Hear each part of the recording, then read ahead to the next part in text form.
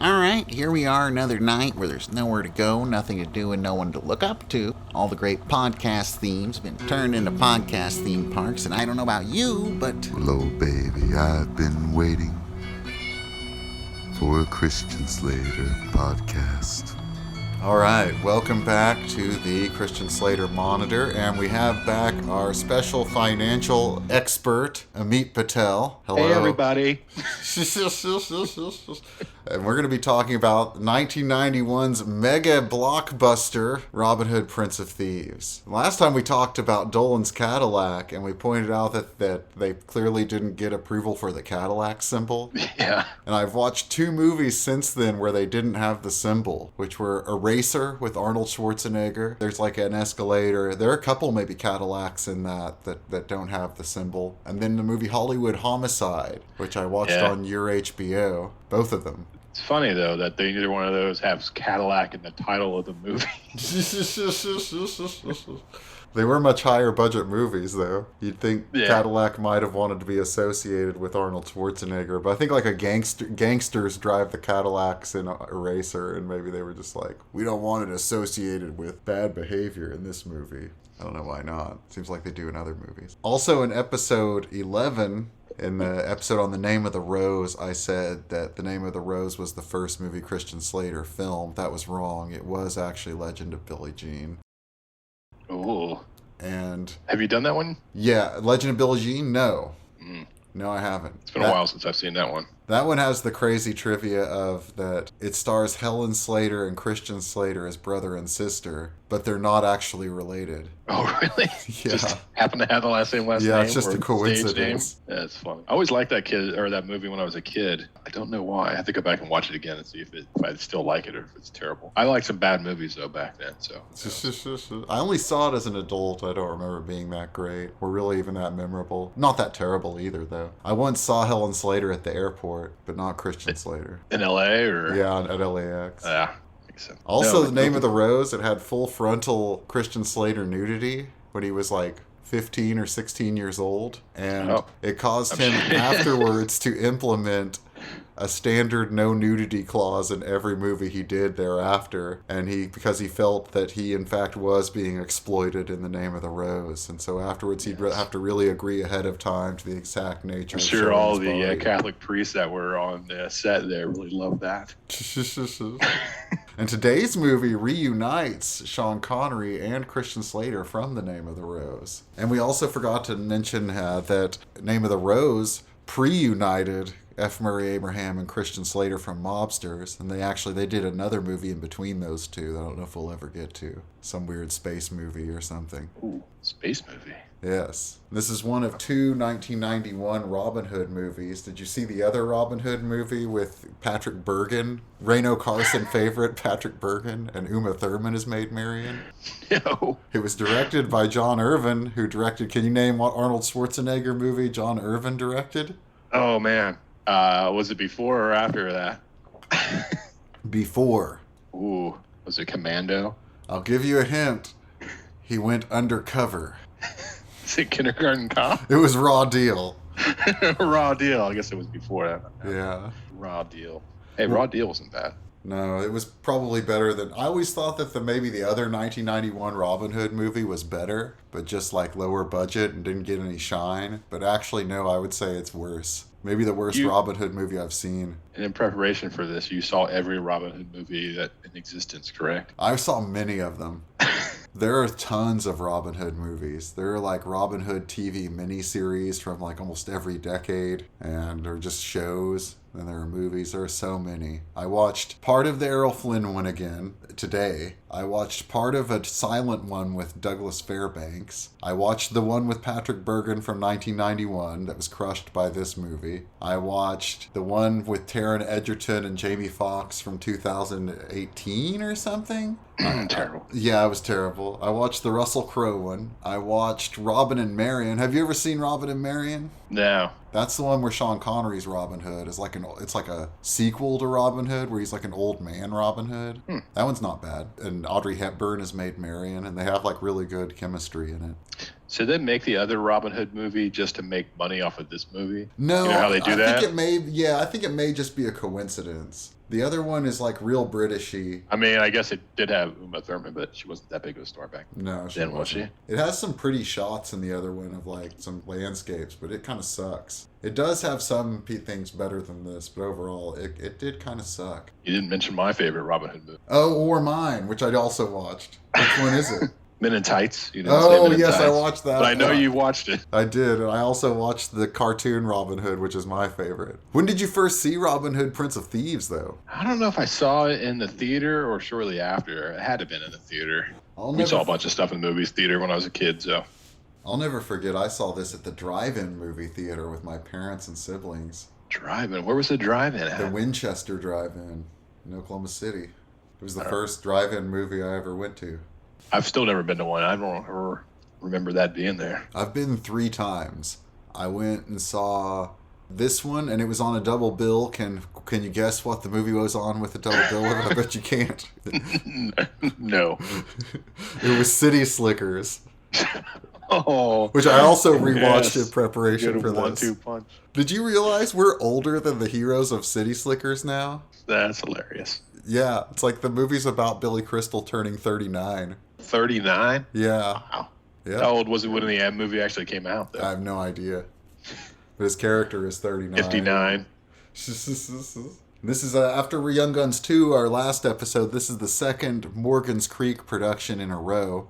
This was Morgan Creek's biggest hit, and Slater and Costner's biggest hit, I think, both. Definitely Slater's. And Kevin Costner in 1991, he was in this and JFK. And their adjusted box office grosses are like JFK would have made $205 million by today's money. And Robin Hood, $390 million, I believe. Those are adjusted. Are you sure you got your facts right? No. Just want to say, I think Postman maybe was his biggest hit. Well, this was directed by Kevin Reynolds, who did many Kevin Costner movies. Like his first movie was a Kevin Costner movie called Fandango. And then he also did Waterworld. Those may have been all the Kevin Costner movies, actually, he did. And this is also, with archery, one of the many, many Kevin Costner sports movies. He's like the sports movie king. Not counting this as a sports movie. Me neither.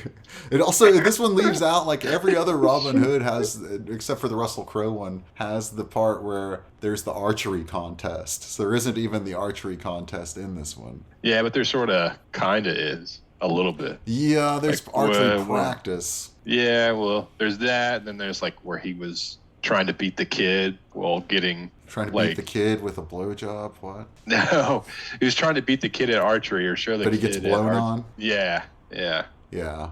He distracts the kid and made Marion distracts him. Yes. This is unrelated, but on Netflix, that movie with Kevin Costner, The Highwaymen. Yeah, I watched that recently. How'd you like that? It wasn't terrible. It wasn't like... I mean, it was okay. It was pretty good for like being on Netflix, I guess. Yeah, I didn't mind it. But it's the movie that like I've almost clicked on that movie a trillion times forgetting I've already seen it. And not because the movie sucked, but because the title is wrong. He doesn't play a highwayman. A highwayman is a robber. He's a highwayman in Robin Hood. So I guess it is related.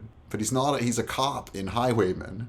So I always see Highwayman and I'm like, ooh, that sounds like a good robbery movie. Then I'm like, oh wait, I already saw it. No. And it was okay. Is there anything, do you have any other notes about this before I have very little notes because I was distracted by Bryan Adams' song the whole time. Oh yeah, this is also our second Oscar nominee for Best Song in a row because Young Guns 2 was also nominated for Best Song for Blaze of Glory. And this song... by Bryan Adams and Michael Which Kamen. song is your favorite of the two? This one. I like this one more than Blaze of Glory. Which one do you like better? I'm going to say Blaze of Glory. Ooh. Yeah. Not a terrible I really don't like Bryan Adams songs that much. What about... Was it Summer of 69? Yeah, I like that song. What about Have You Ever Really Loved a Woman from Don Juan DeMarco? Nope. Yeah, I kind of like it. Okay, so let's get into the plot. Begin spoilers. We have the opening credits over depictions of medieval shit and over like... Oh, while we're doing movie connections, don't forget about the Moors. The movie connection between the Moors and True Romance. Oh, yeah, you're right. In Sicily. Yes. And this is once again produced by James G. Robinson and Morgan Creek, which we'll get into a lot in the Young Guns 2 episode. And I think we also got into him in the True Romance episode. He was apparently a very cool movie producer. And then, I don't want to say this movie's for the birds, but the opening credits say it stars Daniel Peacock and Walter Sparrow. Also, when they show the actors, seems like Michael Wincott gets really low billing for how much he's in the movie as Guy of Gisborne. And when we see the producers, we see it was produced by Guy of what? He's Guy of Gisborne, the cousin of... I know who you're talking. You remember that guy, Gisborne. Gisborne. The movie was produced by Richard B. Lewis, but in Robin Hood Men in Tights, Richard Lewis plays Prince John. So that's clearly a connection. Then the opening text, there's like an opening text crawl of the movie that says this is 800 years ago, and King Richard I of England led the Third Great Crusade to claim the Holy Land from the Turks, and most of the young men who went with him never returned. And we're in Jerusalem, 1194 AD when we start out. And we go to like a dungeon where prisoners are being tortured by Turks. And we see the guy get his hand cut off. Then we meet Robin of Locksley. He's chained up, and he takes blame for stealing bread instead of another guy who's going to get his hand cut off. Then they decide they'll punish them both by severing their hands. And the other guy, I guess, is Maid Marian's brother, we find out later. Kevin Costner has incredible beard and hair, and I was wondering how long you would have to be gone or in prison to grow that kind of hair. Then I think like not long from after this, we find out he's been there 5 years. And then It just seems like it would even be longer than that for 5 years. Yeah, maybe. I don't know. It's a tough call. I was also thinking maybe most of the young men never returned because they were then old men.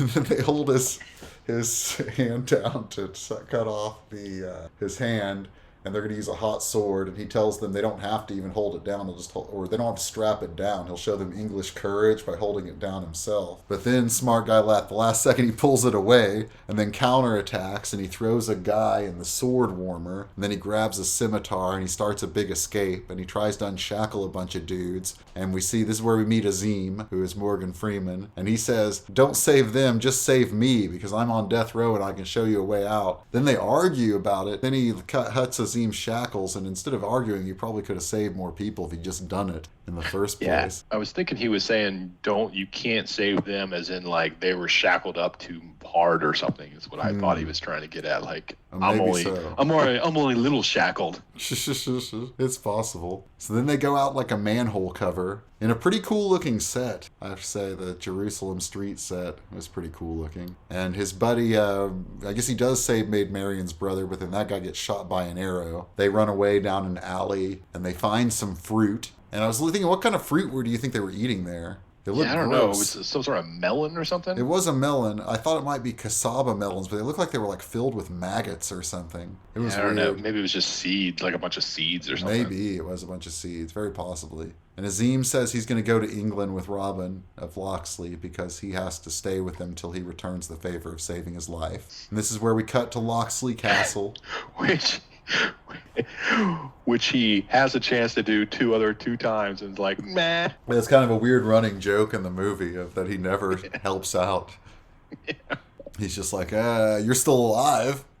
So it's like we go to England and we're in Locksley Castle, and Brian Blessed, what movie do we know him from? Some space movie. Yes. Quite a good space movie. Probably one of the best space movies. With your favorite James Bond in it, not Sean Connery. I don't know if he's my favorite anymore. Oh, really? Who's he been replaced by? I don't know. I have to go watch the George Lazenby one again. Sure. But it was pretty good last time I watched it. I was the like, George Lazenby one been is more. kind of known to be the best one. Although some people prefer some of the newer ones like Skyfall or the new Casino Royale. I didn't like the new Casino Royale wasn't bad. No, and Quantum of Solace I really liked. I haven't seen but that. The last one was terrible. Yeah, my dad didn't much care for it. He went to the theater, and I think I watched it and I just was like, ugh. I think he's sworn off going to the theater for life after watching that. I'm not joking. I think that is actually a true fact that I think he's told me. He's like, I'm not sure I'm ever going to the theater again. I went and saw the movie Ad Astra with my dad last. That probably didn't help. I don't think he liked that much. What'd you think of Ad Astra? Did I watch it? I don't think I watched it. Okay, fair enough. I have not. Anyway, it's not Flesh Gordon, it's Flash Gordon. Yo, it was Flash Gordon. That is correct.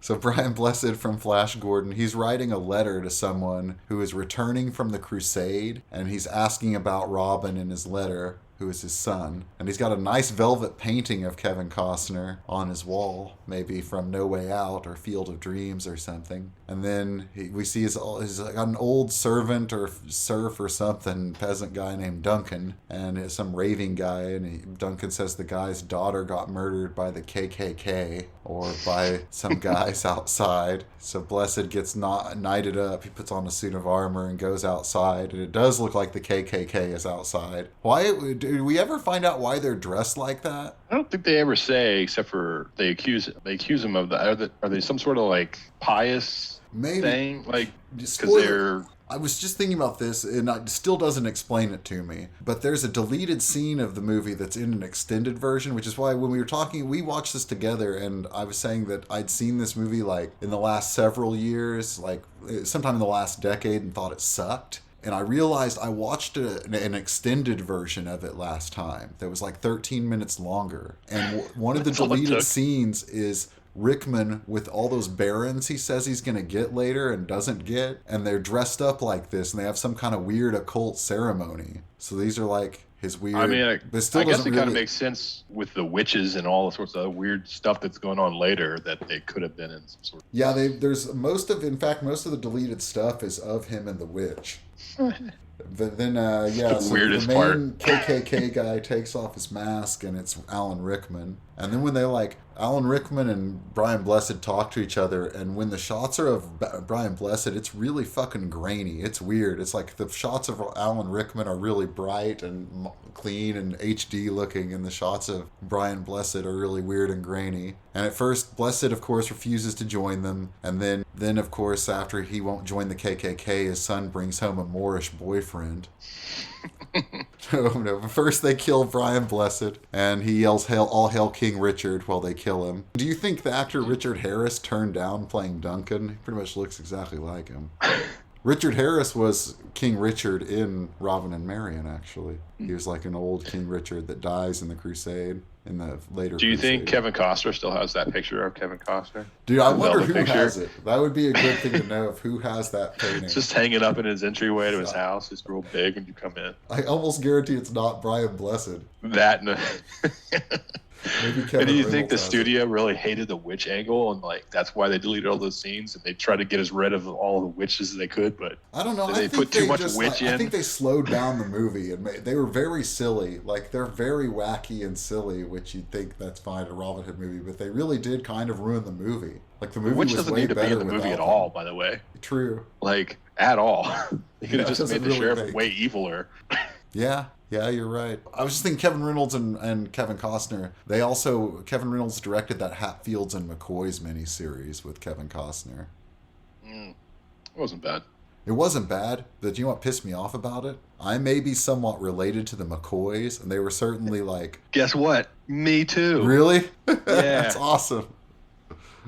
Except for it turns out we're the stupid family, and the Hatfields are like the Godfather or the Corleones, and we're like the Fredos. Yeah, see about that. I think he's probably related. It probably just turns out that Kevin Costner is somehow related to the Hatfields. He did wear a hat in it. Mother. So they hit so then it's 5 months later, and a boat rolls up on the English shore with Robin and Azim in it and some other dudes. And then Robin gets out and eats some sand and does beach angels. Yeah, I thought that was weird when he just kissed the sand. Like, it was weird. And then Azim can't find which way is east to do his prayers, which is odd considering they just came from the sea. Yeah, and there's a sun. Yeah, it really seems like he should have been able to find east. Then Robin wants him to go home, and he's like, no, not until I fulfilled my thing. And then their boatmates immediately attack him to like make Azim a slave. And then Azim, he beats them up or kills them or something. Yeah, they had the entire time water. Yeah, but no. That they could have just thrown Robin Hood off. Yeah, but no.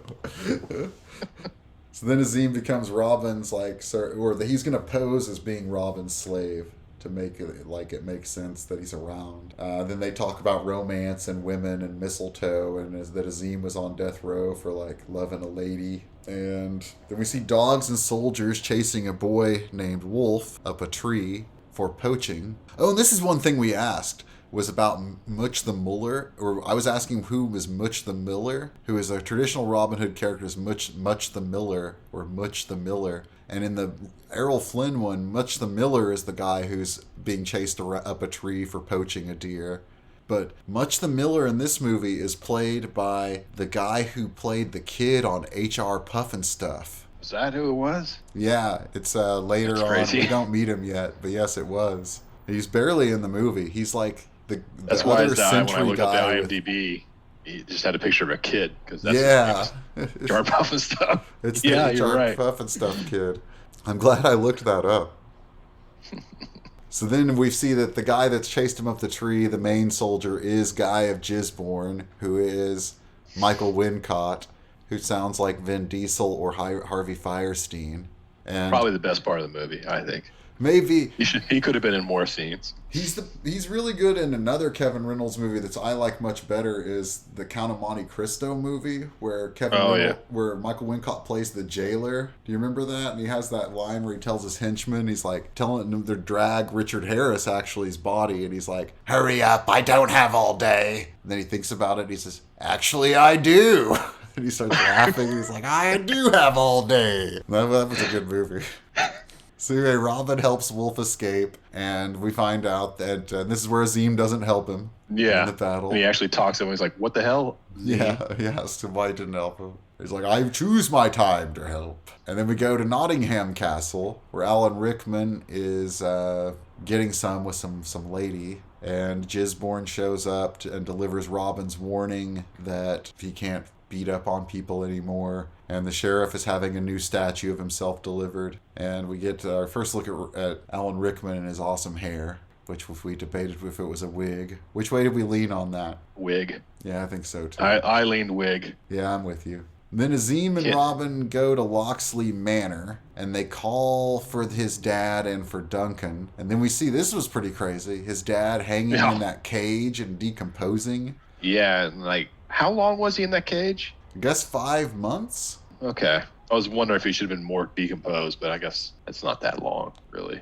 But probably still. Birds would have got him. For how far? Yeah, birds for sure. Because he's all up in the sky, too. Yeah. Yeah. Weather would have gotten him and animals. And then Duncan emerges, who is alive but now blind. And it looks like his eyes have been sewn shut. But I'm not sure if that's the case because they kind of open later. Yeah, I think he said they were gouged out or something like that. But at first, Robin chastises him for not get his father down, and he's like, "I would, except for I can't see." You're right. But then later in the movie, spoiler, he finds his way out of a house on his own, finds a horse, gets on a horse, and rides directly into Sherwood Forest on his own. So he obviously could at least found a little rope to get the dad down. That's after Robin Hood has taught them all to take pride in themselves, so he can overcome his blindness. That's what it is. Yeah.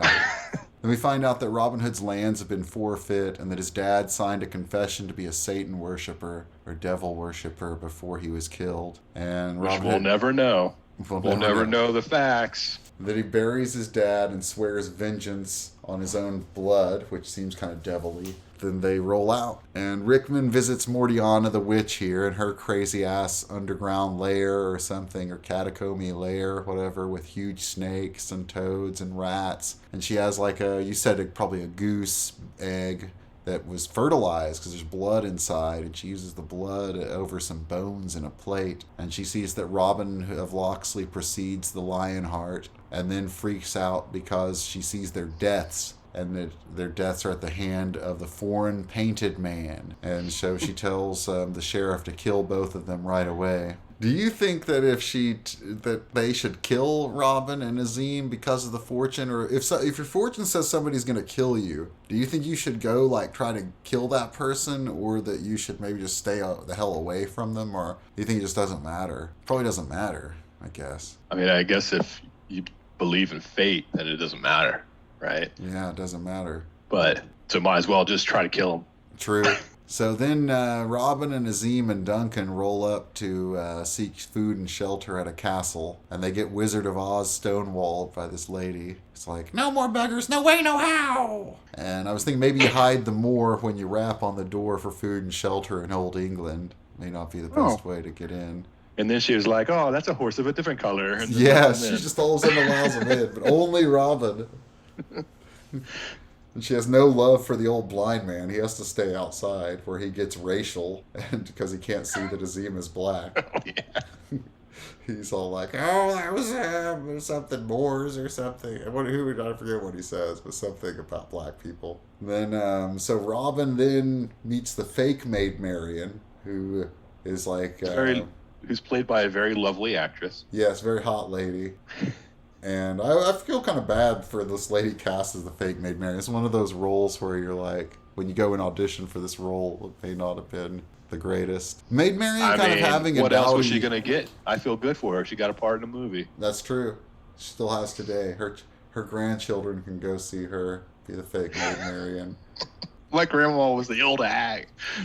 Yeah, the Marian ugly hag has like of this kind movie. of a older, like hefty handmaiden in a lot of tellings. I feel like she definitely does in the Disney one in the cartoon. There's the like goose or whatever lady. I don't know, some kind of, maybe she's a chicken. That is her. I can't remember the Disney one. So You don't remember the Disney one? I remember there's a fox and stuff and runs around, but I don't remember much else. And a bear or something. Yeah, a bear, Little John. Yeah, Sheriff that's of about Nottingham's a wolf. Peter Ustinov is awesome as he plays Prince John and King Richard, and he's really funny as Prince John. He's like a really weak-looking lion, and then King Richard at the end is a really strong-looking lion. They don't have Guy of Gisborne, but they have Sir Hiss, who I think is like kind of a stand-in for Guy of Gisborne. They also don't have Will Scarlet, and the Western actor Andy Devine was Friar Tuck in it. And of course, Roger Miller, the singer, does all the songs, or almost all but one of the songs, which is what makes it the best, obviously. Are you a Roger Miller fan? I don't think so. No, whack. Bad take. Nope. I don't like the songs in this movie. Not a fan of Roger Miller. Nice. No, he's no Bryan Adams. Or John Bon Jovi. There are a lot of hot women in this movie. There was a part, I think, is this where... So this is where he gets held at sword point by a figure in black, and then gets in a long fight, and he eventually beats up this person, and it turns out to be the real Maid Marian. And this is like, Maid Marian was kind of our first major anti-damsel in distress in one of these movies where they were like, no, we're going to make her have a fight. And then Azim was like the first time they really, like, that I can think of, that they shoehorned like a character of color into like an established cast of usually traditionally white characters. Can you think of any movies before this that had like, where the lady had to like have an action thing and they had to have like a person of color to round out like something where you didn't expect it? Like, they didn't do that in Batman or Dick Tracy or Superman until this point or anything that I can think of. I mean, Madonna was in Dick Tracy. Oh, she is kind of the villain in Dick Tracy from the year before at the end. You're right. She's not Tess Trueheart. Yeah, you're right. That is kind of true that she wasn't just a stand-aside lady. Yeah, I can't think of anything off the top of my head right now. But it really feels like this was maybe the first big one that I could think of like that. Though, of course, if you don't count Dick Tracy. I can't remember if this is where this note comes from, or it's later in the movie when he's talking to Maid Marian, and she mentions he used to burn her hair as a child. Oh, this is it, I think. like that was a playful thing they used to do. Ha ha ha. Yeah, she's like, I just remember the rich boy who burned my hair as a child, or something like that. I forget. Tee hee hee, peasant. I'm gonna burn your hair. Well, she's royal blood. Oh yeah, she's the niece. Yeah, of Richard. Yeah, that's right. And then she's sad her brother died, and he's happy he has velour pants. And then Azim pulls out a spyglass, and Kevin Costner is I guess the English didn't have spyglasses, and he thinks that when they see soldiers rolling up with Gisborne from afar, he thinks they're like right there, and pulls out his sword all crazy to attack them. That was pretty funny. I thought that was maybe the best part of the movie up to that point. I don't know, that Jerusalem set was pretty cool looking. It was actually. I think I noted that down too. That actually looked pretty cool for. So then Azim steals Maid Marian's horse. And then they run it right away. Gisborne tells her she's lucky they didn't rape her. In the part where we had to rewind to figure out what the hell he was saying. Well, he was in jail for that. Yeah, it's true. Gisborne has a point. So they flee to haunted Sherwood Forest, where Duncan's scared to go to Sherwood Forest because it's haunted. But they have nowhere else to turn, so they're like, we'll go into the forest. Then the troops go, and they're scared. And so they won't go into the forest. That's where they lose them. So then, like, there are spooky noises in the forest, and they find out. Robin points out their wood chimes hanging in a tree. And then they reach this brook or stream thing that has a lot of rocks in it. And Azim is really blown away by how beautiful it is. He's like, I have seen such things only in my dreams. And then he's like, well, then dream up how to help us cross it. But it seems really easy to cross. It's like clearly shallow and filled with rocks. Yes. Very easy. So, but Robin, especially they have horses that could just walk across it too. Yeah. And then like Robin starts walking across it, and then a rope trips him. It's the worst trap ever. Somebody has to walk along this rope right in the specific part of the river for it to work as a trap. And who's on the end of the rope? That they pull up. They just pull the rope a little bit to tug it to trip them. Yes. That's the whole trap. They're like they're fishing. That he has to go right there. He can't. There's no bait. Yeah, he could have just went a little bit further right, and it would have been fine. It turns out the rope is being pulled by Christian Slater, who sings like a nursery rhyme of taunting out at Robin of Locksley and tells him to beg for mercy, rich man. And then more people emerge from the woods or from trees and stuff. And Christian Slater demands a tax to cross the stream. And Robin Hood says he'll pay no tax. And then we get where we meet Little John, or as he calls himself, John Little. And he calls Robin Hood Old Chum, much like Adam West called Burt Ward Old Chum on Batman. And he's the leader of the rabble. And he wants Robin's fancy medallion. And Robin says he'll have to fight him for it. And then Little John gives him a weapon, which is, if you're ever trying to rob a guy, don't give him a huge stick to fight you with. And he turns out he's also Wolf's dad. And this scene was very well done in Men in Tights, where they made fun of this they had the very shallow water, and then they had sticks that kept getting broken and getting smaller and smaller. Yes. They also have Robin wins by knocking over Little John into the stream. And in this, Little John's like, I can't swim, and he's like crying, and Robin's like, just put your feet on the ground. Because it's so shallow, it barely goes up to even his waist, the water. But in Robin Prince of Thieves, it's like even more shallow, but the guy's like, ah! And it's the guy that plays the Boris, the bodyguard of Saul Rubinek in True Romance. And the worst part too about it is right before Little John falls into the water, he has his stick and he's poking it in the stream, and he can feel the bottom, so he knows how deep it is. And then he falls right into it. And Dave Chappelle as a Chew is telling them how easy it is to cross. He's like, you can just jump across from side to side. You have to fight this guy. Look, man, I'm over here. Now I'm over here. By the way, I'd much rather watch that movie 4 or 5 more times than watch this one more time. Oh, really? And not because this movie is terrible or anything. It's just that one's way much. I like that one way more. Interesting. It's more entertaining. It's shorter by far. There you go. Robin wins the fight, as we just said. Then he tells... you know what else it doesn't have in it? In the Robin Hood Men in Tights? A part we'll get to in a little bit. Spoiler alert. Kevin Costner's ass isn't in They don't have Carrie Elwes' ass?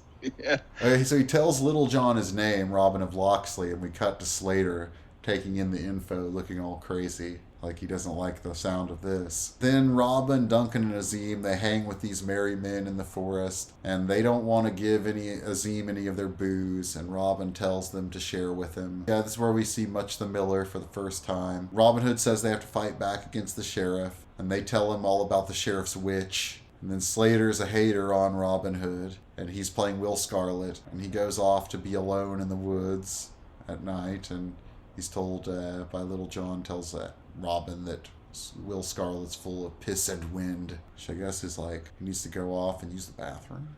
No, probably not. So then we go to that Sunday church sequence. It's like a long set piece that's set at church on Sunday, and they're like they give alms to the poor on Sundays, and then during the service, this is where we meet the bishop, and Alan Rickman makes eyes at Marion during the service. And the bishop calls for the capture of Robin Hood from God. Like he prays for Robin to be captured. And then we see the people begging, and Robin pretends to be a blind beggar and talks to Marion. And she tells him how high the price is on his head. He balks at how low it is. And she also tells him he needs a bath. And then Robin goes and visits the bishop who knew him and his dad or whatever. And he finds out that guy's a scumbag and is on the take. And then Alan Rickman's hitting on Marion in the hall. And Rickman... Not sleazy enough.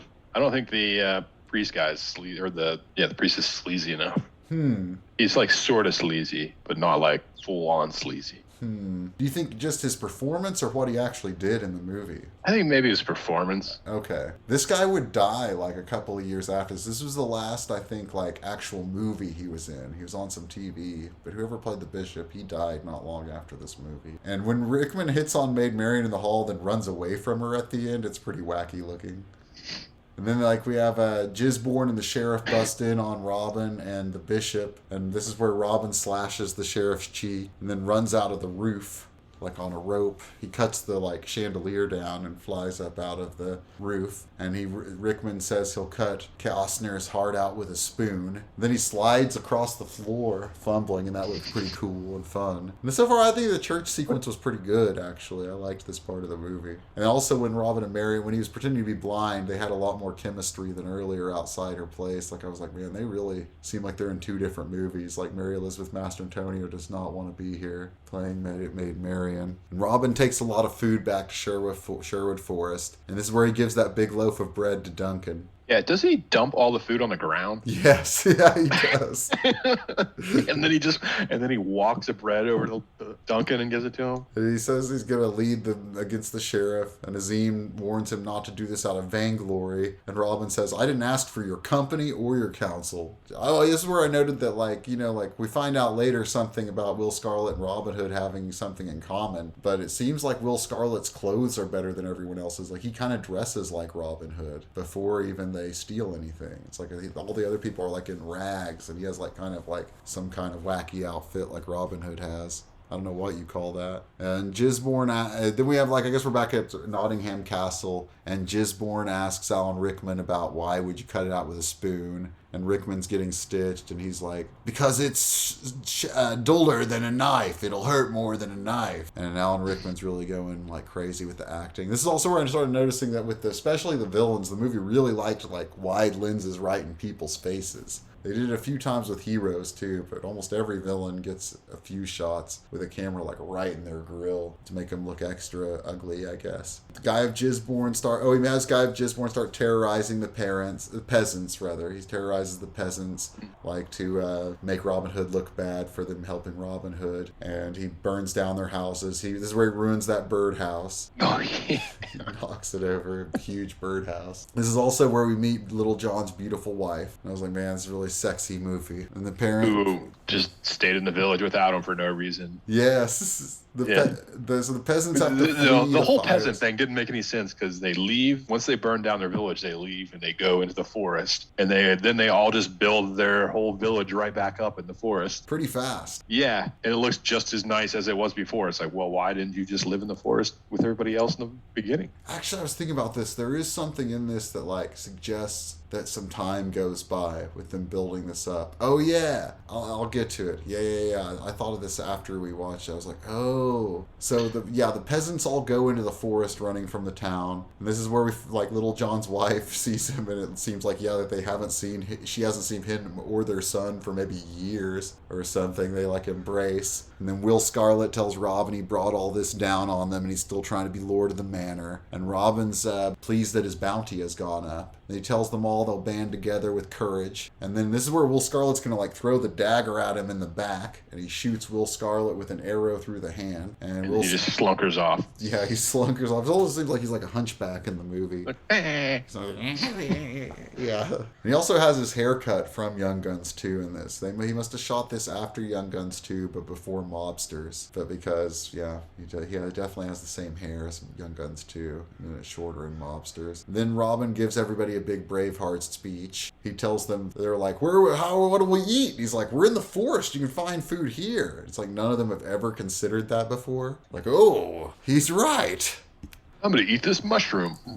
Then they start forging tons of weapons. Yeah, out of nowhere. They have all have this metal that casts they're and making tons tons of of metal swords and shit. from. Yeah. Yeah. They're making all these swords and arrows. They say anybody can make a bow, but a master makes the arrows. And these people do not look like masters, but they apparently are making good arrows. He starts teaching them here, right? Teaching them how to fight. Yeah, this is your magnificent Seven Samurai kind of stuff here, with them teaching them to practice being soldiers. And this is like where we get the arrow's eye view that was in the trailer of like when he shoots the arrow and like the camera's attached to the back of the arrow as it flies through there and splits another arrow in a tree. And this is also where they start robbing people. We're pretty far into the movie when they start like actually committing robberies.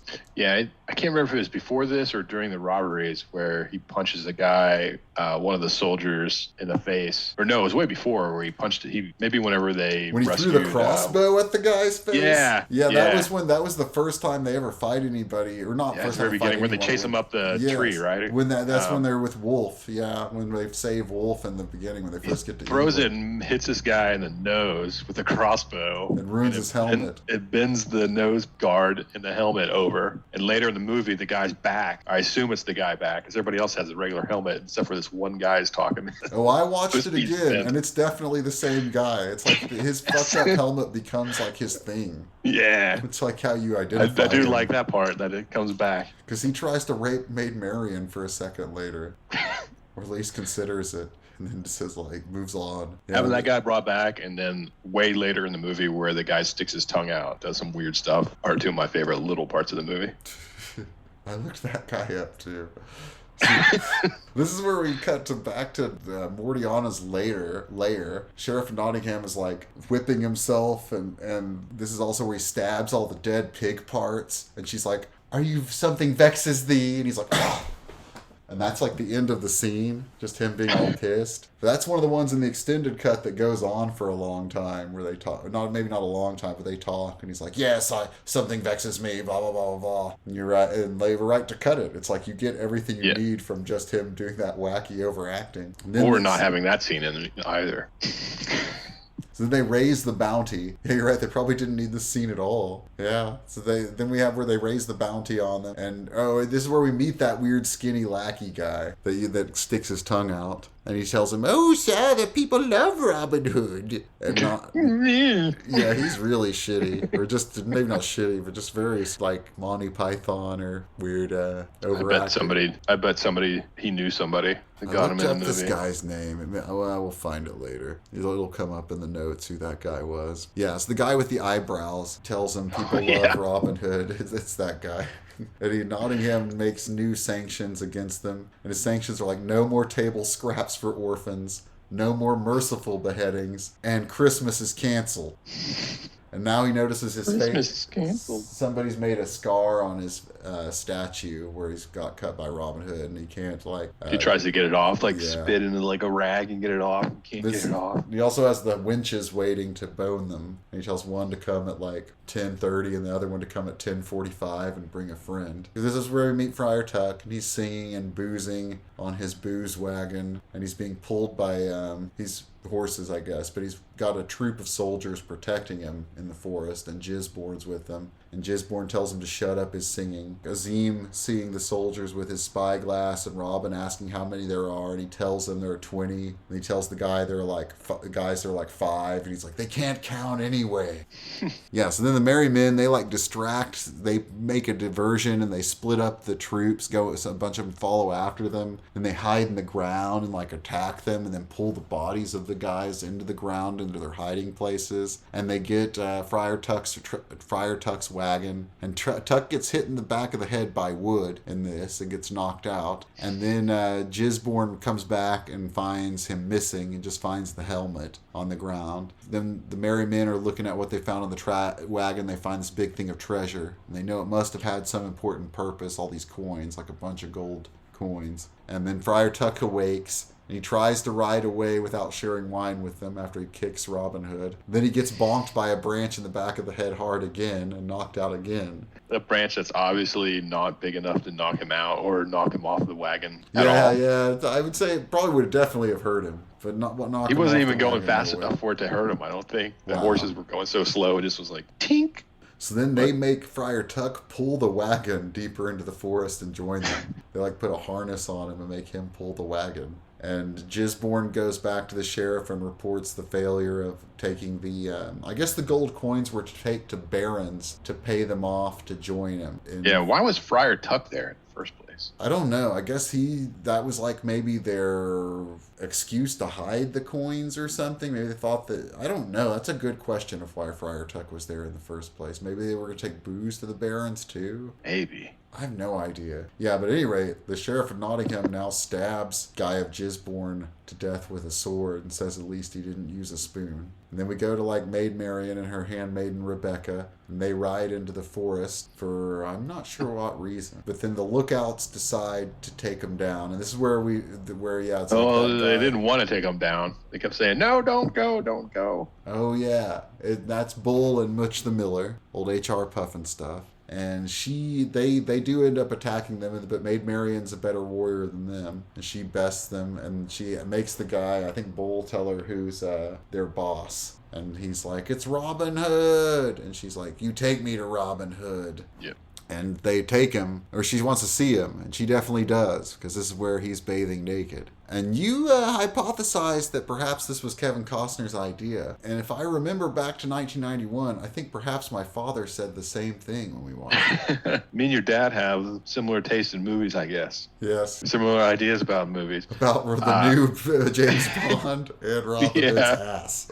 Yeah, I don't see any other reason for it to be in the movie. Yeah. Like, here's just a shot of his ass getting out of the water. Well, we brought up in Name of the Rose, there used to be this theory that I heard once that like they would put male nudity in a lot of movies, like the star's ass, because it would make like rentals go up a lot. For they thought it helped rentals with like gay dudes renting it. Weird. I don't know. But I mean, pretty sure I rented some movies back whenever I was a kid. Yeah. I mean, I definitely did that with boobs for sure, probably. Yep. I remember House 2. I watched House 2 a lot. Oh, really? I don't remember having boobs. I remember seeing that on TV, but maybe I didn't even see it on like pay cable. Maybe I just saw it on basic cable. I remember it has boobs in it. Yeah, I don't remember boobs in it. I just remember thinking it was fun. Then this is where we have the part where he takes her to see their like all their tree houses and shit they built. They built this whole village. Wolf is practicing. He's a good shot. He's like, Robin's like, "How would you do with distraction?" And he tests him with distracting him. Then Maid Marian's like, "How would you do with distraction?" And then this is where she makes him miss, and he almost shoots that guy in the ass. Should have shot him in the ass. That would have been much better if he would have shot him in the ass, and the guy would have went like, "Oh,"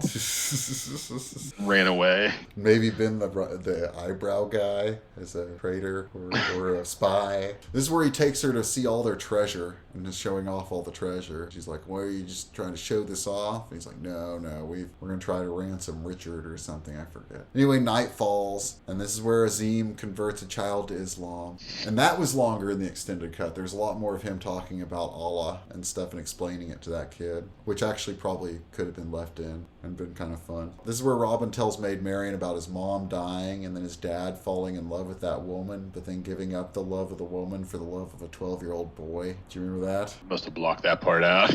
We talked about it a lot, how he's like, he gave up happiness for the love of a 12-year-old boy who would never forgive him.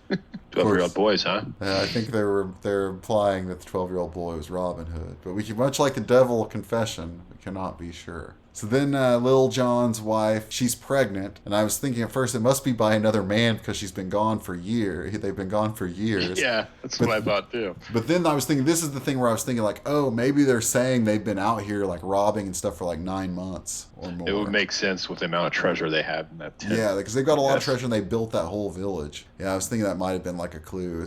There's like a subtle like, oh, here's how long they've been out here. But it didn't really register when I was watching, only afterwards. So Azim ends up delivering the baby. And this is where we saw that amazing special effect or just amazing abuse of a child with that like crazy umbilical cord on the bloody infant. Yeah, it's like I would give pretty much 9.5 out of 10 certainty that was really just a real infant. Yeah, I don't think they had that good of animatronic babies back then, and it was definitely not CGI.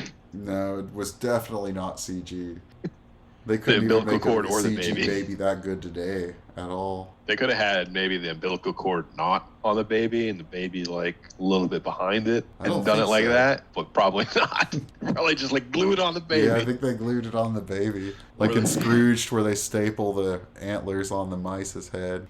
So Slater, he asks Maid Marian to dance with the flower. Then asshole Robin Loxley immediately cuts in. And Slater goes away and broods some more. Loxley dances with Maid Marian, then takes her to like a sideway. Oh, this is where he's going to take her home. And he takes her like a different path so she can't spill the location of the camp if she's questioned. And he tells her to take Duncan home for his safety. And then, like, Duncan's like, are you trying to get rid of me? And he's like, no, I need you to take her home and guard her. Yeah, but really, yes. Yeah, I am Nobody trying likes to get you. rid of you. Then he asks her to get word to King Richard of Nottingham's plan. And he says, will you do it for your king? And she says, no, I'll do it for you. And this is the first time we hear the big song start to play. Just in the music, none of the lyrics. And then... You better don't sing it. Get copyright infringement. True. And Mortiana is witching again, and Nottingham is complaining that Loxley stole his money for the Baron's allegiance, and he asks her if they've been thwarted, and she slits her wrist and spills blood on the plate again, and then she like spits on it and like messes with it, and she says that he needs to recruit the Celts. And he's like, they drink the blood of the dead. But then he's like, hired those. It's a good idea. Yeah. He's like all about it. So I guess he has money for that. Which weren't they already trying to do? Yeah, with the Barons. That almost exact same thing. Yeah, so. I guess the Celts were cheaper. This is also, she tells him to make a baby, like, and get in on royal blood. To like mate with a royal. And this is where we cut from her telling him that and him considering what royal he should mate with to Maid Marian. And she's entrusting her message to the bishop. Bad move. And so maybe that's why he doesn't act more sleazy, so that to maybe like make it so we could believe that Maid Marian doesn't know he's sleazy. True. And he entrusts it to his like emissary, and she's like, I'm gonna send Sarah with him. And he's like, you don't have to do that. And she's like, no, she's a good horsewoman, and I don't know. She is a good horsewoman. So then Sarah and the emissary, they go to Sherwood Forest along their path of like taking this note to, I guess, King Richard. The guy like pretends something's wrong with his horse, and she starts to look at it. He's like, oh, look down there. He clubs her in the head. A lot of head clubbing in this movie. Then we have Maid Marian weaving, and it looks like she's weaving the stuff we saw in the opening credits of like. And then she hears some noises, and she asks if it's Duncan or Rebecca. We don't know anybody named Rebecca. But then it turns out to be there's a cat named Nicodemus that comes down and scares her, and she's like, "Go catch some mice." This is not Mary Elizabeth Mastrantonio's greatest role, I don't think. Yeah. She's not my favorite in this. I do like her normally. But as soon as she says that, like a guy just jumps out of the shadows at her. Yeah, and it's the crossbow almost guy. Exactly. It's the fucked up helmet guy. Yeah, and he attacks her and he almost rapes her. Then they bring in, I guess, Rebecca, who looks a lot like Sarah. And then they don't get Duncan. This is where your favorite part of the movie. He finds a white horse and rides on its back to Sherwood Forest, all the way into the forest, which is a long way, which we learned earlier when like. And you have to know specifically how to get there. Yeah, when Robin Hood and Azim escaped, and I guess they took Duncan with them, and they ran away from her castle to Sherwood Forest earlier in the movie. They ride for a long time. Like, it's like cut after cut, or fade after fade of them, like, riding farther and farther away till they get Sherwood Forest. So Duncan really had to know his way. Or the horse did. Yeah, blindly through the woods. And he tells Robin what happened to Maid Marian, but he also has led all the Celts and Sheriff of Nottingham to them. And this starts their long battle with the Celts. And the Celtic chieftain is the actor Pat Roach, who was the huge bald Nazi in Raiders of the Lost Ark with the mustache. Oh yeah. That gets killed. And then you can't really recognize. There's a lot of head bashing in the scene. I thought this fight was pretty cool. I liked when the Celts attacked. There's a lot of rope swinging. Yes, we talked about. Yes, Robin swings on a rope to save Mrs. Little and the baby. Then eventually he falls though from his rope. Something happens and he falls down and he drops that cross. And then we cut from this, after this long battle, there's also a part in this where Slater's going to dagger somebody again, and then we never see him use it. And I was thinking about the end of this movie, do we ever see Christian Slater use one of those daggers? No, I don't think so. He doesn't use it in the battle at the end, right? I don't think so. No, I don't think we ever see him use one. But in Robin Hood Men in Tights, they make a big deal out of how good he is with daggers.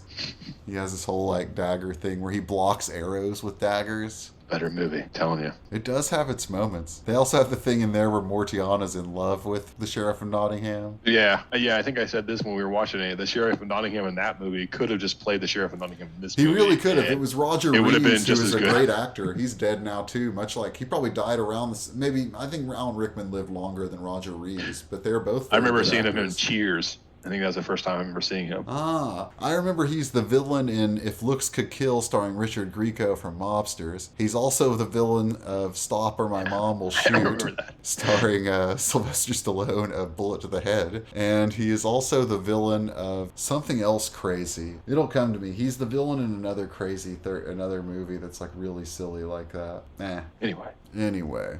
So they're doing really well against the Celts, right? They basically beat the Celts. It's kind of a... No, I they don't give know. them, This is where they all get taken prisoner, and like it's like... Well, they beat the survive. Celts, right? The Celts... Yeah, but they beat the Celts. The Celts will run in, and they eventually get them surrounded. Like, they have like them all down in the village and have them... They have the high ground on the Celts. And then... That's when the actual Sheriff of Nottingham's people come in and start shooting the fire arrows at them, and I forgot that. Have the trebuchet or whatever, and start shooting other stuff, and that's when they capture them. Okay, yeah, and they burn down their village again. Yeah.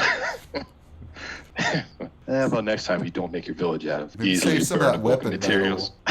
Yeah. So Nottingham, he talks with the prisoner Marion, and he tells her he shows her he has that letter that she sent with Sarah, and the bishop's there, and he apologizes, saying he feared she was being led astray. This is where Sheriff Nottingham takes her outside and shows her the prisoners being led in, including Sarah, her handmaiden, and he says he'll give her the women and children as a wedding gift, and she's like, "Who am I marrying?" And he's like, "Ah, hee hee hee."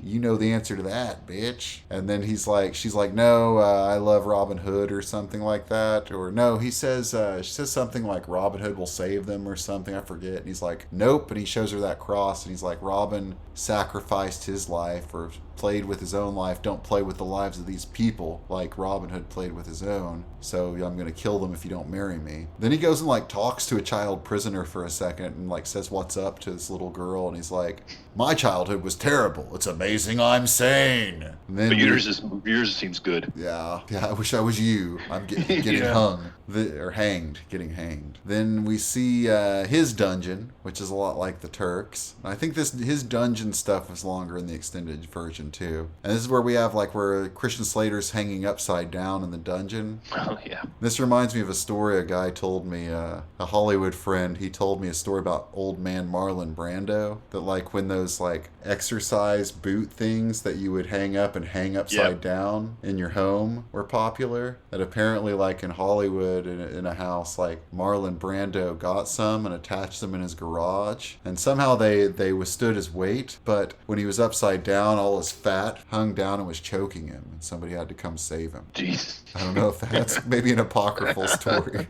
but I don't know if we can check the veracity of that. That's Hollywood legend. Oh, and Slater makes the deal to be a traitor and to maybe murder Robin Hood and tell him about the wedding. And Wolf is like, "Oh, you son of a bitch." Then we go back to Sherwood Forest, and Duncan is dead now. And Robin doubts himself. Christian Slater returns, and immediately when he shows up, Little John has figured out the entire scam and attacks him. And they're going to strip him naked before they murder him. And this is where they see Christian Slater's whip marks. They're like, "Oh, yeah, never mind." Yeah, they're like, "Oh, we feel kind of bad for you now." And he tells them, this is where he tells them about the hangings and the marriage all happening the next day. And he's like, "You were supposed to come and kill me. What are you going to do now?" Blah, blah. He's like, and then he asks him, he's like, "Why do you hate me so much? Did I do something to you in a previous life?" And it turns out that Will Scarlet is the son of Brian Blessed, and that chick that Brian Blessed was with, that he left her for the love of a 12-year-old boy for. So they're half brothers, and they make up and get all broy with it, and they decide to stand together till the end. This is the part where the people are like, "To the end?" Yeah, one guy's like, "To the end?" It wasn't was clear if he Bull. was like to the end, Yeah. like cheering, or if he was like, "We're gonna die." This is where we find out Azim has gunpowder, which I Yeah. don't know where they never used in the past in the movie. And then they make their plan to save the prisoners here. Robin's like telling everybody, kind of Dirty Dozen style, telling everybody where they're going to be with the battle plan. And Fanny, that's the name of Little John's wife in it, she insists on being part of the rescue, not just minding the children. So this is our second like modern woman thing in the movie. Little John's really against her going, but then he's like, Robin, tell her to stay home and mind the children. He's like, Fanny, you're gonna be right here, like, and shows her where she's gonna be the next day. Then we cut to the next day, and then when the people are entering Nottingham, like Castle or just Nottingham in general for this event of hangings and a wedding, there's a guy at the door that's like, no blades, no bows, check your weapons. And that was like the one thing I remembered from the movie, the quote I remembered, other than the why a spoon. Those are the two things that stuck in my head. So Friar Tuck rides in, and he's bringing a wagon of wine ostensibly, and Fanny gets in, and she's got like a lot of swords hidden in baskets. And Little John, he gets in carrying a bushel of faggots on his back, and Robin picks up some shit and smears it all over himself. He could have just used pages of the script. And it reminded me of the Monty Python where Yeah. like, how do you know he's a king? Or he ain't got shit all over him. And Azim poses as a leper wrapped up like a mummy. Yeah. And they're totally cool with him. Just, Yeah. oh yeah, he's cool being in here as a leper as long as he has a piece of clothing over him. Yeah, white linen or something. And Slater wears I wonder if as a Muslim he was wearing muslin. No, I don't know. But Slater wears a maroon hood. That's his disguise. And then the sheriff emerges with Marion up high, and she's wearing Robin's cross to her wedding, which vexes Alan Rickman. And then they get everybody ready for the hangings, and Robin Hood throws off part of his disguise and goes up and gets his bow out. And they bring out Wolf. I was going to point out the Wolf kid who played as Wolf wasn't in much, but he was the news hawker in Bram Stoker's Dracula, which we brought up could have starred Christian Slater in the Keanu Reeves role. And also one weird fact about that Dracula movie that Arkady Krimlinov pointed out to me once, because I like that movie, is that almost nobody outside like the main characters talks in that whole movie. In fact, that kid who plays Wolf is that kid and like the guy that sends Keanu Reeves to Dracula's castle in the beginning, the guy that works with Keanu.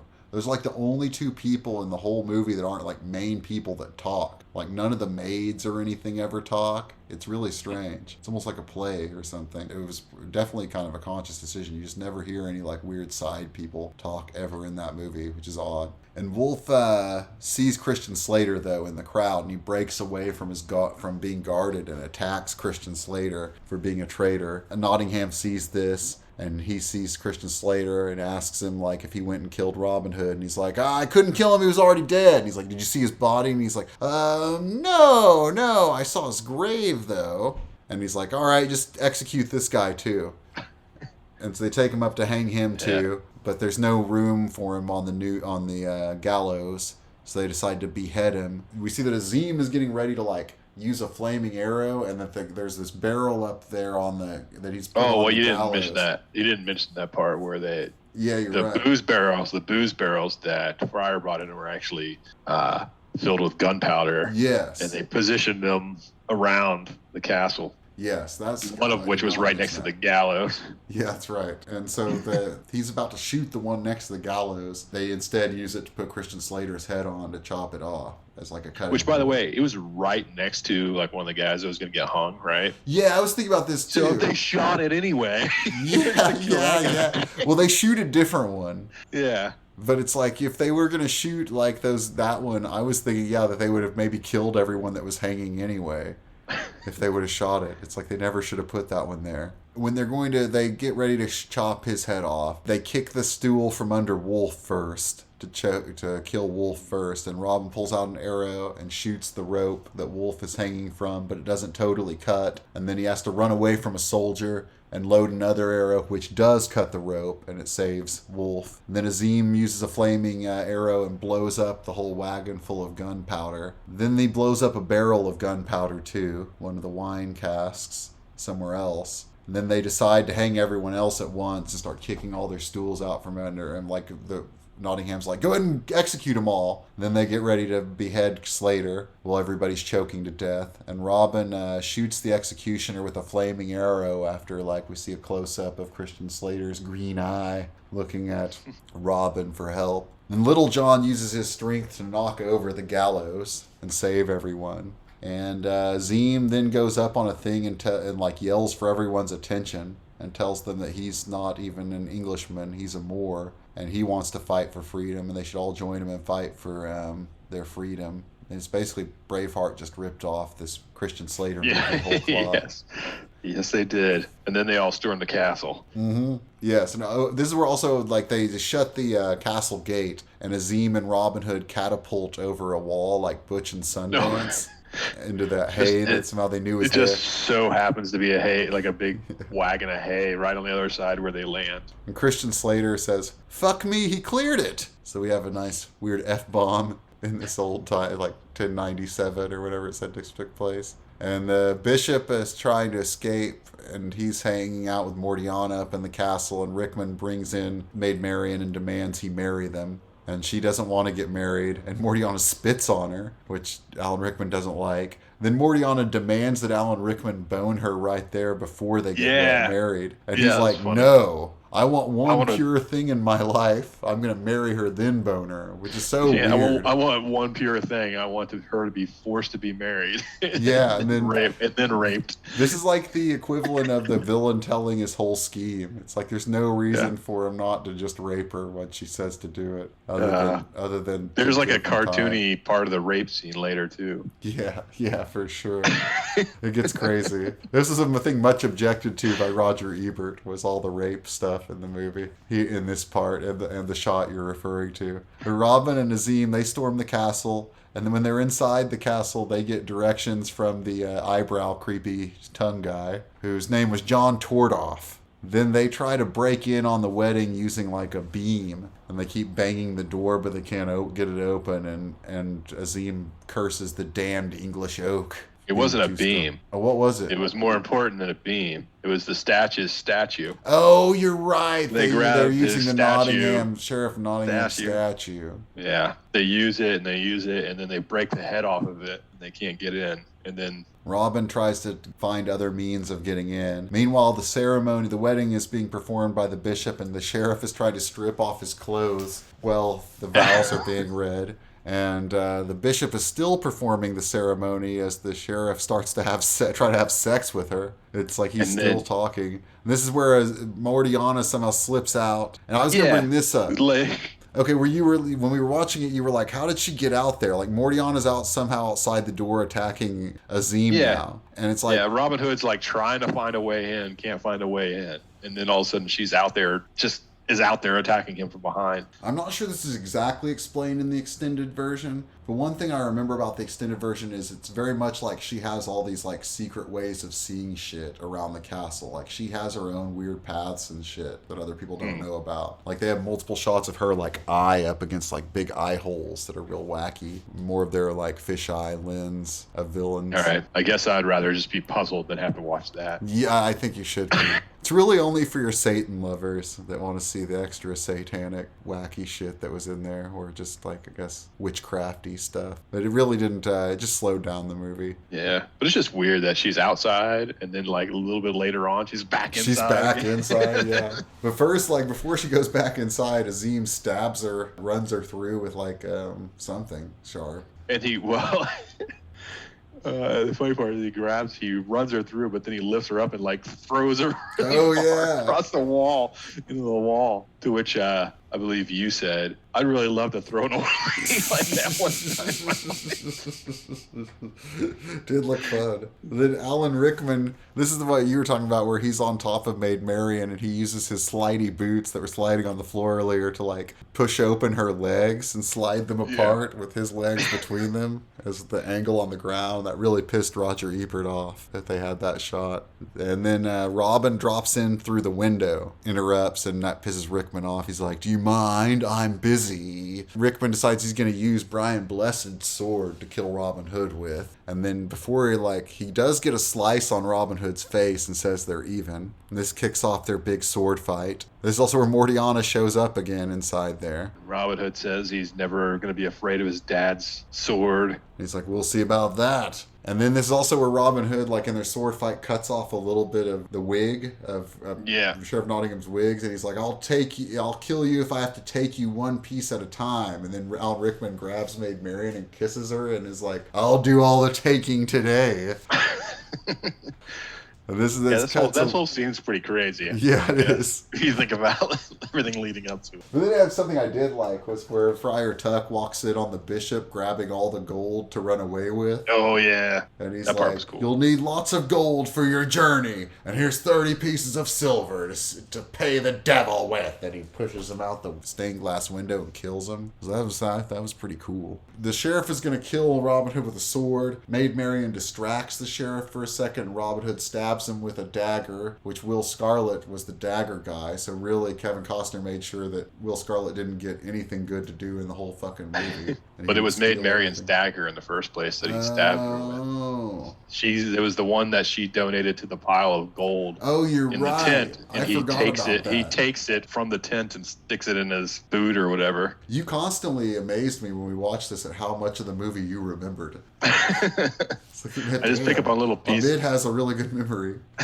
So then Azim comes in. Mortiana's going to kill them, and Azim comes in and throws a scimitar through her in the back. And then she's double dead now. And then he tells Robin he's finally fulfilled his vow. And he stumbles out the doorway. Maid Marian looks at Robin. She's like, you came back for me. And he's like, I would die for you. And then we hear the song again. Yeah. And then this is where we cut to the wedding scene and in Sherwood Forest. And Friar Tuck's performing the wedding and says if anybody has a reason for them not to be wed, please speak now. And Sean Connery shows up with a Scottish accent as King Richard, which was also well lampooned in Men in Tights because Patrick Stewart had a Scottish accent as King Richard in Men in Tights. And we would have watched the end credits, but on Tubi they do not allow you to. Yeah. Maybe instead we watched the beginning of Sherlock Holmes. Yeah, Book of Shadows or something. Yeah. I've never seen either of those Sherlock Holmes movies, and we didn't watch them then. I liked the first one.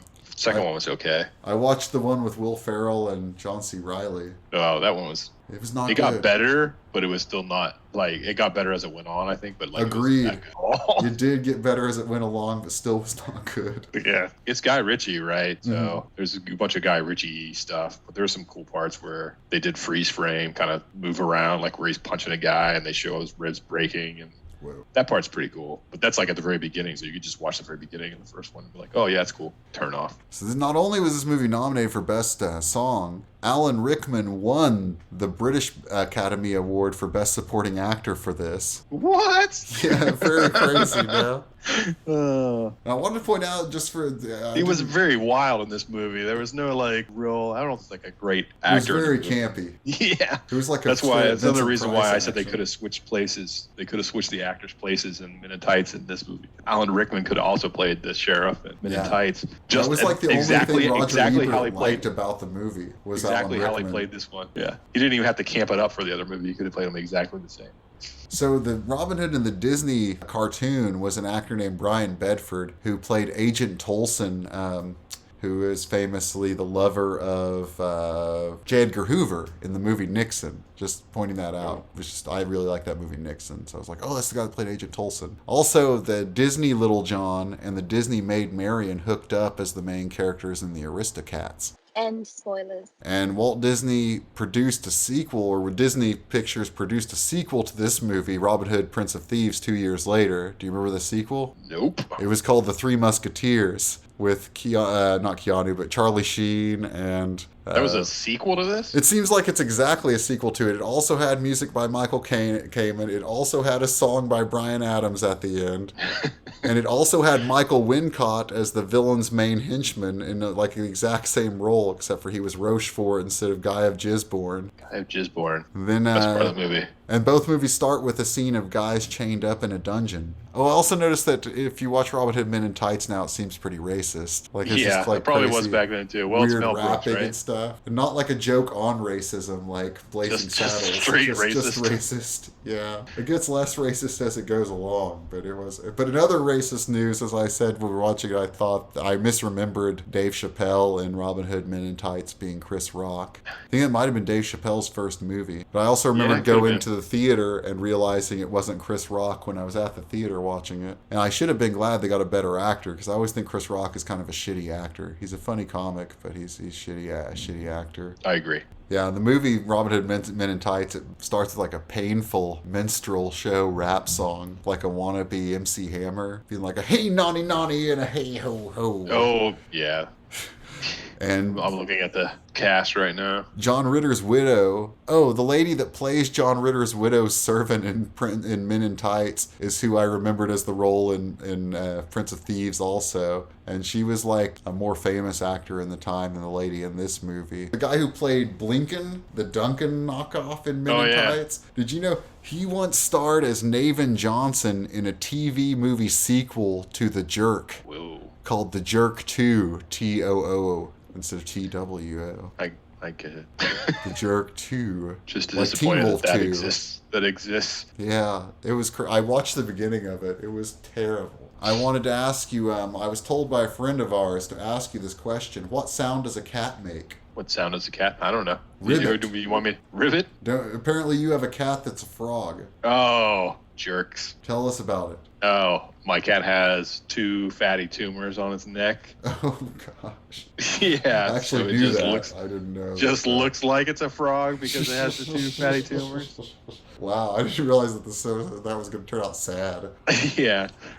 But yeah, I can't take them off because they're infected, so they can't get all of the tumor out because where it's at. So it's not like a bad tumor. It's not like it's just like fat that's just like gonna just keep growing and be discomfortable after a while. But like it's had it removed before, and it just comes right Oh, back wow. because they can't get all of it out, and it just spreads. So like they told me last time, they're like, yeah, we could do something, but it's gonna cost you like over $1,000 to do it, and it's gonna come right back. Yeah, it sucks. So cat's happy. It's right here. Ribbit. Do you have any more notes on the movie?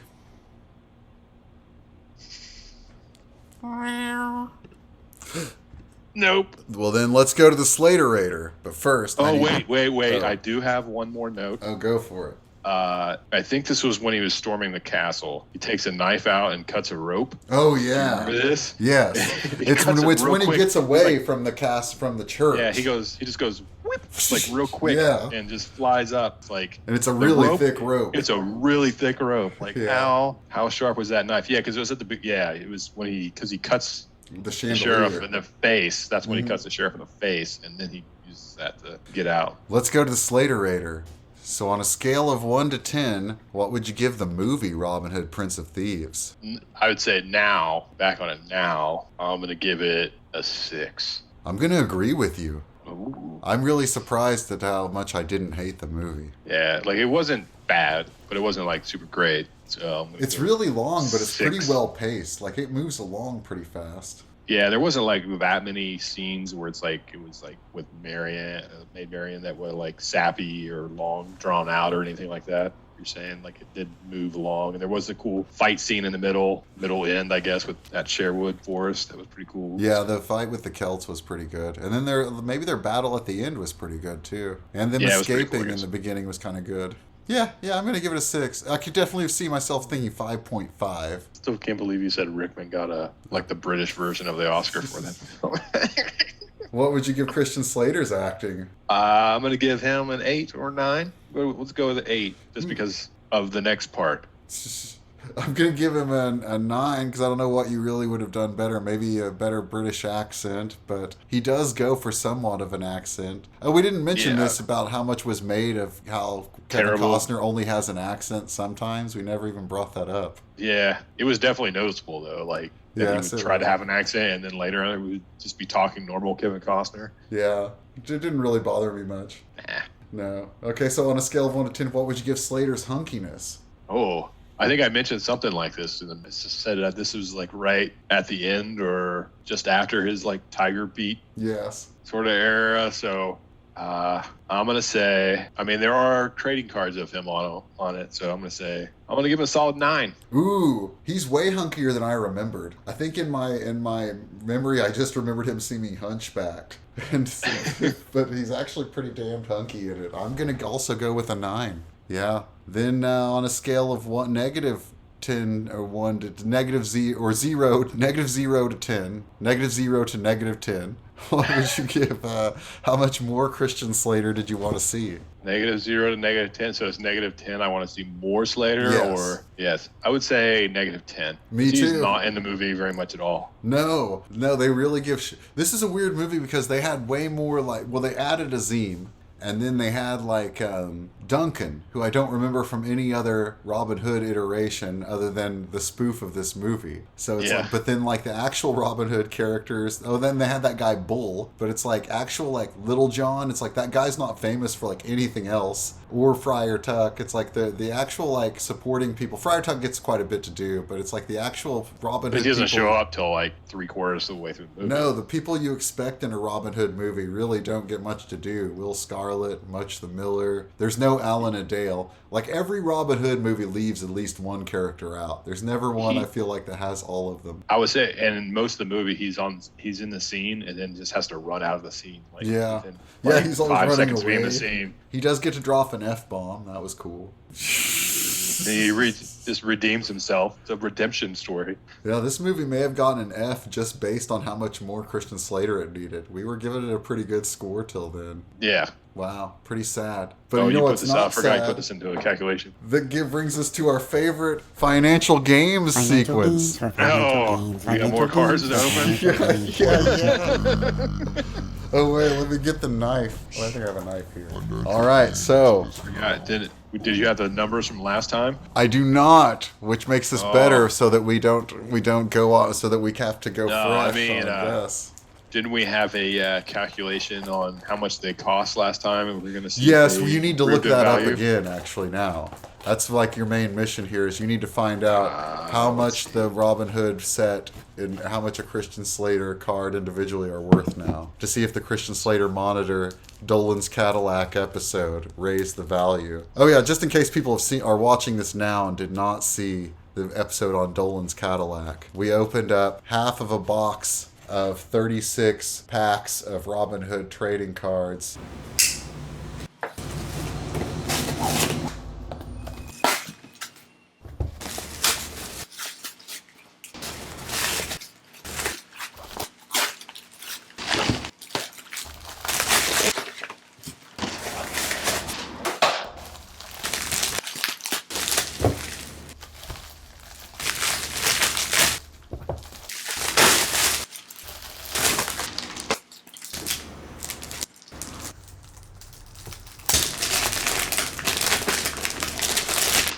At the end of Dolan's Cadillac. It looks like I can't tell which set is which. Topps Robin Hood Prince of Thieves. Yeah. I see you can buy a whole set for $5. I think that may not have changed at all. Yeah, plus $9 shipping. Oh, wow. Then what about one Christian Slater Robin Hood card? The main one. So funny. You could buy the whole thing for $5, but the card's going to cost $1.99. Oh, man, that went down. Our show is actually devalued. What's the shipping on that, though? I don't know this isn't the main one, I don't think. Oh. So let me check the main one. So I have to look at sold to see if anybody actually bought one. I think last time it was $4.20 or something like that. Maybe I just always think of $4.20. Yeah, it's really hard to find one that was actually sold. If it wasn't sold to me. It runs out. Let's just go with a $2. Oh, damn. We're actually hurting his value. I'm sure we're affecting it in some way. People just probably saw you opening the box and said, well, I could buy this whole box and get yeah, you're right. multiple of them for the same price. So we said last time that there were 9 cards with Christian Slater or 7. I can't remember. I think one of us might have said 7. The other one said 9. I don't know. Okay. I don't remember, but I remember it was a lot more. We guessed that we would get 8 or 9 or something in the 18 packs. What do you want to guess this time? How many packs are you opening? 18. Again? All right. I'm going to say 13. I'm going to go real high this time and say 20. Oh, All right. you're going to say multiple per pack? Maybe. Yeah. Could be. All right, I'm going to... Yeah. This could be risky. All right, so you said 13, I say 20. And we're opening pack number 1.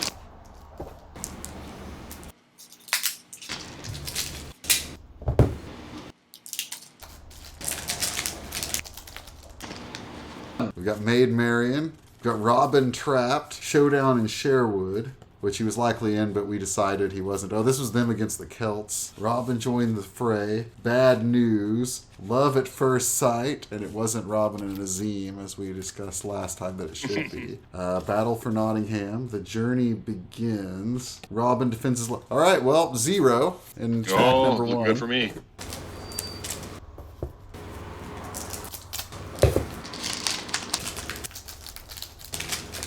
Oh, and the sticker counts, so we're at 1. Oh, Condemned to Hang. He's not in this one.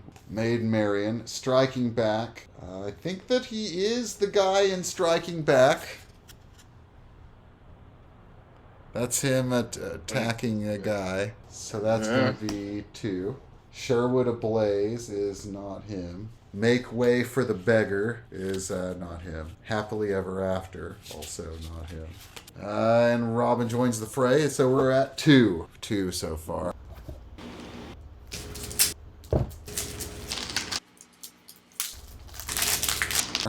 We got an Azim sticker. Robin on the rope. Uh-oh. Not to skip ahead, but I think we have one of your favorites, the one that's just him in like a Blunk studio. nice. Who's for his glamour shot. Dort. Oh, man. Chaw. So we're at 3. Can't get this one off the ground. It was a Slater, too. Damn. Okay, so we got 3. A lot of Azims. Another safe at last. Another one of him on the rope. So we're only at 3 so far. 3 in 3 packs. And you lose if you go over, just like Price is Right.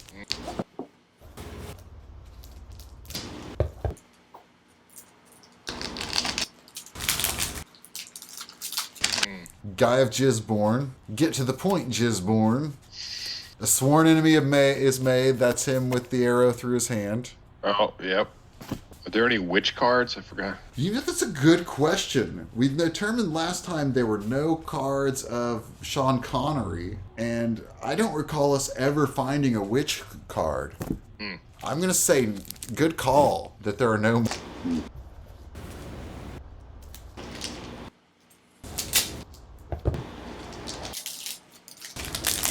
more Tiana cards, but we'll see. I'm sure we'll find every card in the set here, because I think we also determined only like 50 cards in this whole set. It's a pretty nice... Oh, here's one of our favorites, A Waiting Battle, where he's in the woods. Yeah. When was that one?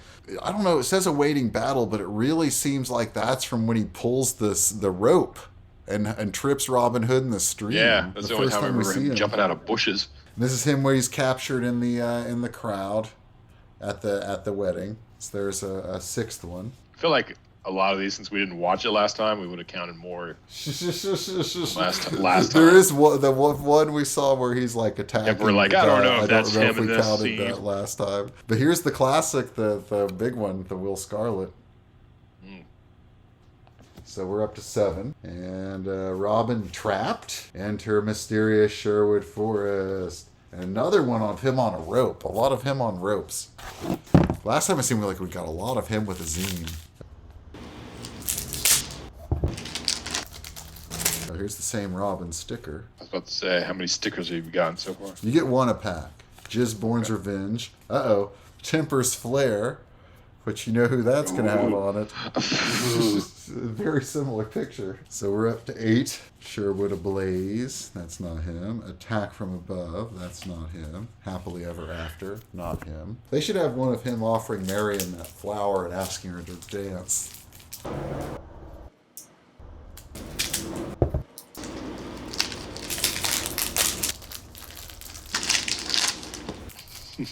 That was one key moment of the movie. Or the one where he and Robin Hood hug. Yeah, the hug. Oh. We are going to be brothers to the end. Brothers forever. I'll stand by you, brother. Or maybe just for funsies, they had one of him and Robin Hood back to back with their arms crossed. None in this pack.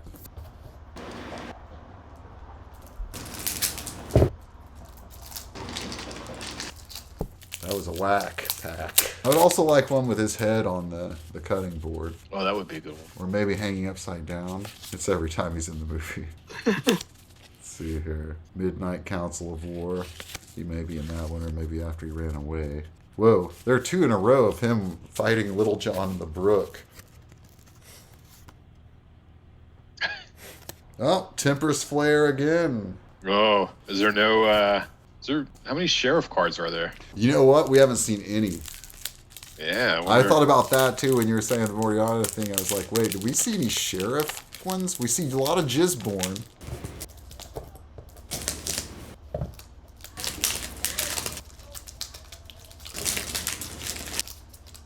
Yeah. Maybe people had to consent to be in this set of cards. Yeah, that's what I'm wondering. And Alan Rick was like, no. I can't believe he would say no. Like, why would he say no? Maybe they had to pay them. I'm a serious actor. They had action figures, too, for this movie. Oh, I saw that whenever I was looking the cards up. Here's another Christian Slater. So we're at 10. We're approaching your guess. I wish I was saying out loud the number of the pack. Oh, here's one with Alan Rickman where he's about to get married. The Sheriff and His Bride, with a question mark. I have one of him spreading her legs out with his legs. Danger in the distance. Oh, that's where he pulls the sword out with spyglass. One of my favorite moments of the movie. Oh, and here's the sworn enemy is made with the arrow through the hand. I've still got a ways to go to get to 20. Yeah, otherwise I win. We were halfway through the packs. We are more than halfway. This is pack number 10, I believe. And we're at 11 cards. This is good. This is like more suspenseful than last time where I guessed one more than you, and we went way over.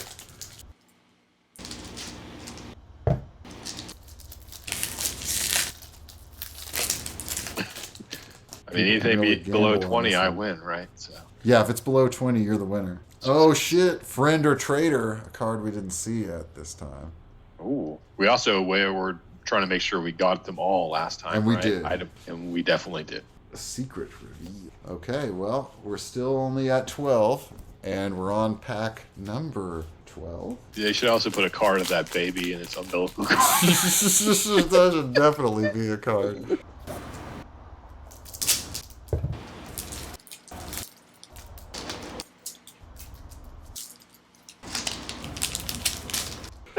I don't remember any Friar Tuck cards either. No, I didn't see. I don't remember them seeing any. Yeah, here's the one with the Celts. Let's see here. It'll just say, a baby is born. This one feels like I didn't have a card. I'm just starting to feel like I'm going to lose this.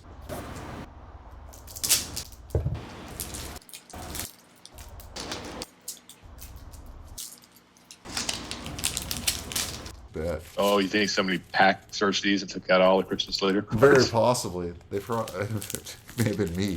So that's another one with none. Oh, and we have the Christian Slater sticker, which counts. So that brings us up to 13. Your guess has been reached. Robin in Disguise, the evil guy of Gisborne. Robin. Striking Back, which is a Christian Slater card. That brings us up to 14. Surprise Attack. Preparations for a Royal Wedding. Doesn't even look familiar from the movie. All right, we need 6 pack. We're on pack, 14? We need more than one a pack here.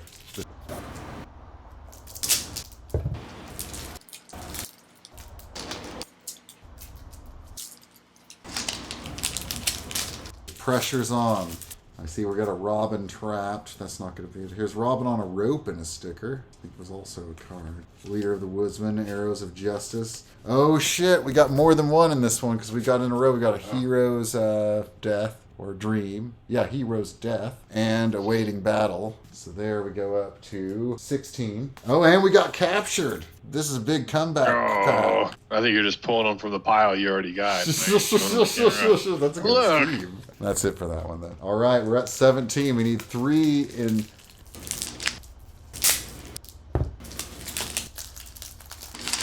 We're on pack number, this is pack number 14. I think we're going to make it. I'm feeling pretty good. Maid Marian card. No. Bad news. Love at first sight. Battling Little John. Well, that shitty one that just tells you about how many cards are in the set. That's always a drag. As long as you're not going to tell me he's on that. I gotta make these up somehow. Alright, none in that one.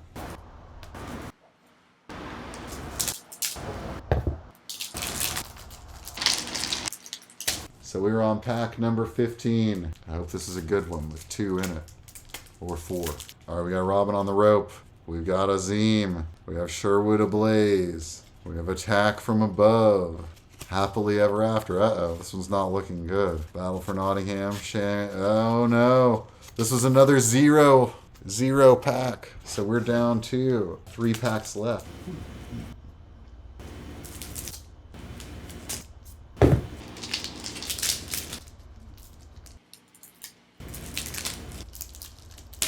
This is pack number 16. Pressure's I have a on. feeling. Heat is on. Another Maid Marian sticker? No. No. Love at first sight. Fuck you. Battling Little John. A Great Friendship is Born. That's him and Little John the Brook again. Gisborne's Revenge. Thank goodness a Temper's Flare. Yeah, Bring us up to 18. Better hope there's more in those. We've got 2 packs left and we need 2 more. We've got 18 in 16 packs.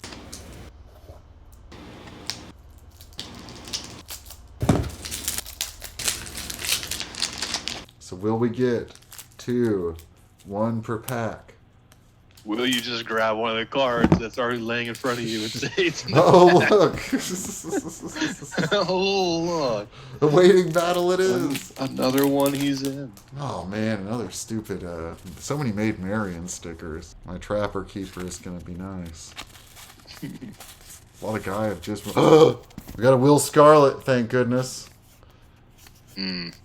Alright, that brings us up to 19. Ride Like the Wind. He's not... This is where Azim stole her horse. Preparations for the wedding. I won! We've got Friend or Traitor for the victory with 1 pack left. Well, No need to... everybody out there that's interested in getting Christian Slater cards knows that they just got to buy the whole... Buy a box or buy the set. Yeah, because we got at least 40 almost, or 40 of these. Alright, we got the 1 pack left. We'll just see how many we got. I won again. You're 0 for 2 in this game. I'm terrible. We'll have to see when we buy another box. See how it's devalued. You can get 1 for a penny, plus shipping and handling now. Let's see here. Mysterious Stranger. Great Friendship is Born. Here's the only ones with the sheriff. Robin Hood. Hero of the Ages. Journey to Locksley Castle. Azim. Wow, it might be exactly 20. It was. We got exactly 20. There were none in this pack. Wow. 18 packs left. It's amazing how that happened. Mwah, mwah, mwah. So that's it for our episode of Robin Hood, Prince of Thieves. I'd like to thank our special financial expert, Amit Patel. Next episode, Reno Carson and I will look into Very Bad Things, which was written and directed by Peter Berg. Is that the one with the dead hookers? It's Dead Hooker, yeah. Do you remember a movie that featured Peter Berg that you got grounded for seeing with me? Was it Copland? It was Copland. Yes, because I was told to not stay and watch more than 1 movie, and we stayed and watched Copland. Yeah, after Event Horizon. Yeah, and I'm glad I did, because that was definitely the better of the 2 movies. Me too. I'm glad you got grounded. I hope you missed out on something good.